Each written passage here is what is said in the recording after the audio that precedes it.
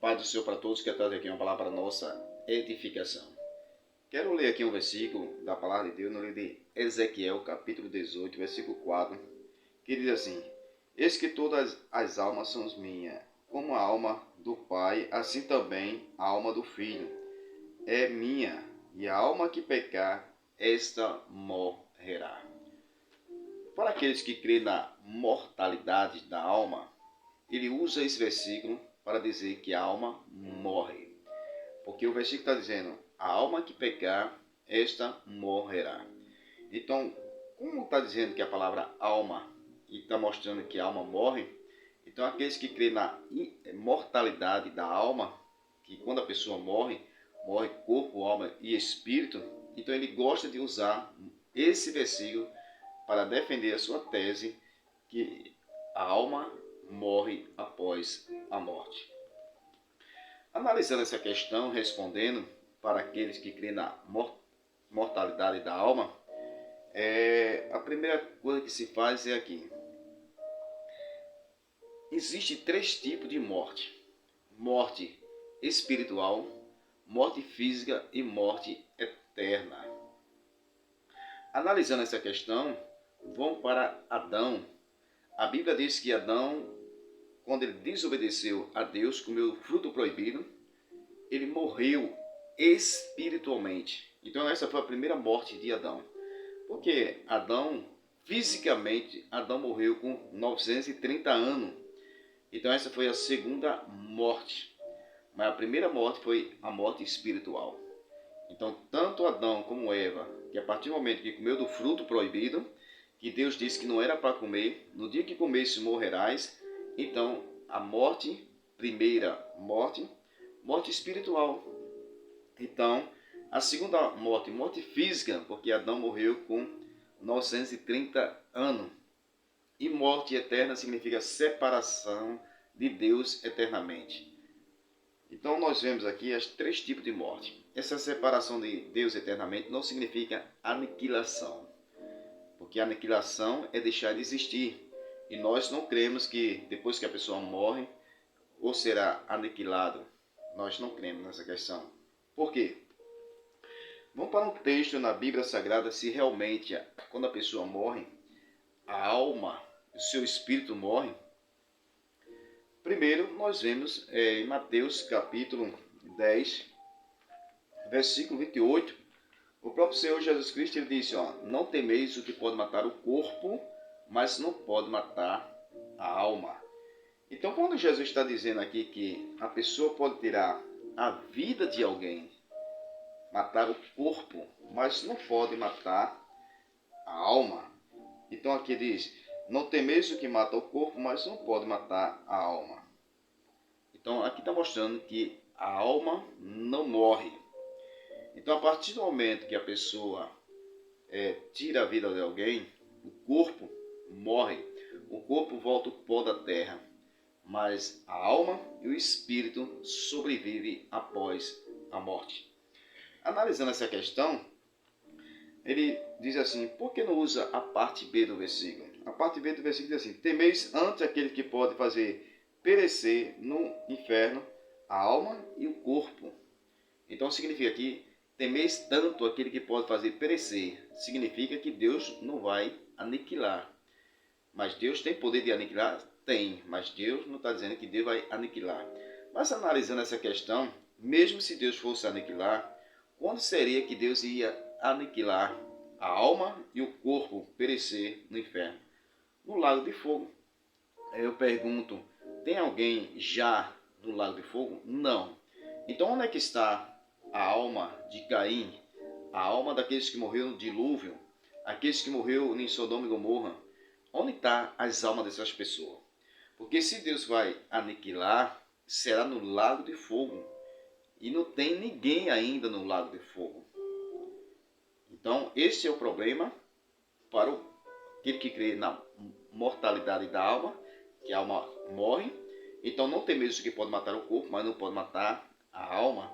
Então, a alma só vai morrer quando estiver no lago de fogo.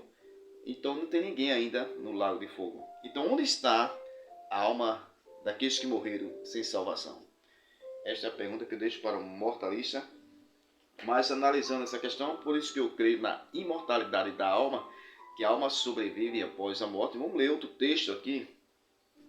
Apocalipse capítulo 19, versículo 20, diz assim: E a besta foi presa, e com ele o falso profeta, que de dia diante deles fizeram sinais, com que enganou, e receberam o sinal da besta, que adoraram a sua imagem. Estes dois foram lançados vivos no lago de fogo ardente, com enxofre. Então aqui mostra aqui que a besta e o falso profeta foi lançado vivo no lago de fogo. Apocalipse capítulo 19, versículo 20. Veja o que acontece. Apocalipse capítulo 20, versículo 3. Diz assim, versículo 2. E ele prendeu o dragão, a antiga serpente, que é o diabo Satanás, e amarrou por 1000 anos. Então Satanás será preso por 1000 anos. Depois, Apocalipse capítulo 20, versículo 7, diz assim: E acabando os 1000 anos, Satanás será solto da prisão e sairá a enganar as nações. Então mostra aqui que Satanás será preso, 1000 anos depois será solto e enganará as nações. O que acontece? Apocalipse capítulo 20, versículo 10 diz assim: O diabo, que é Satanás, que os enganava, foi lançado no lago de fogo e enxofre, onde está a besta e o falso profeta. Então veja só, aqui está dizendo que o diabo vai ser preso por 1000 anos, será solto, enganará as nações, depois vem um anjo do céu, vai prender o diabo e vai lançar no lago de fogo, aonde está a besta e o falso profeta, que Apocalipse capítulo 19, versículo 20 diz que a besta e o falso profeta foi lançado vivo no lago de fogo. 1000 anos depois vai ser jogado o diabo, que é Satanás. E aonde está a besta e falso profeta? Se não existisse vida após a morte, era para ser dessa forma. Aonde estava a besta e o falso profeta? Porque já foi aniquilado. Mas aqui está dizendo aonde está a besta e o falso profeta. Significa que eles não foram aniquilados. Então, continuando aqui nessa questão, se não existe vida após a morte, como responder essa pergunta? 1000 anos depois, a besta e falso profeta ainda continua vivo no lago de fogo, aonde o diabo também vai ser lançado também no mesmo lugar onde está a besta e o falso profeta.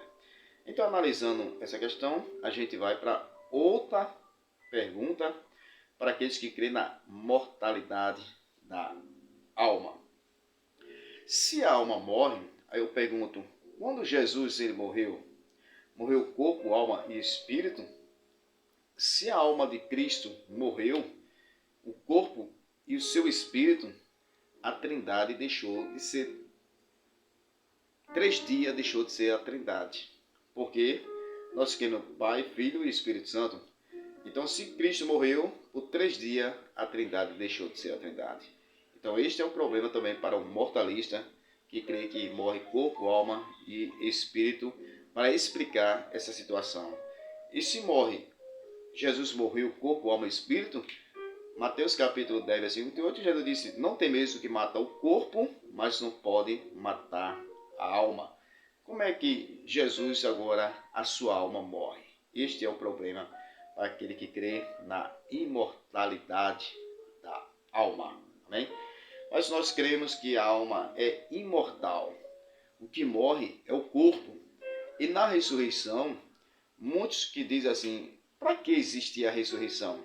Se a alma já está no céu. Para que a ressurreição do corpo? Porque a promessa que Jesus fez, a promessa é para o corpo, alma e espírito. E a Bíblia diz que o mesmo Senhor vai descer do céu, com a laranja, com a voz de arcanjos, que morreram em Cristo e ressuscitaram primeiro. E nós que estamos vivos seremos arrebatados juntamente para encontrar o Senhor nos ares. E Paulo fala nessa questão que nosso corpo vai ser transformado. Aquilo que é incorruptível se revestirá de incorruptibilidade. Aquilo que é mortal se revestirá de imortalidade. Então agora o corpo que morre se revestirá de imortalidade porque não vai morrer mais. Agora o espírito e a alma é que é imortal. Amém? Que Deus abençoe, que essa palavra seja uma palavra de edificação.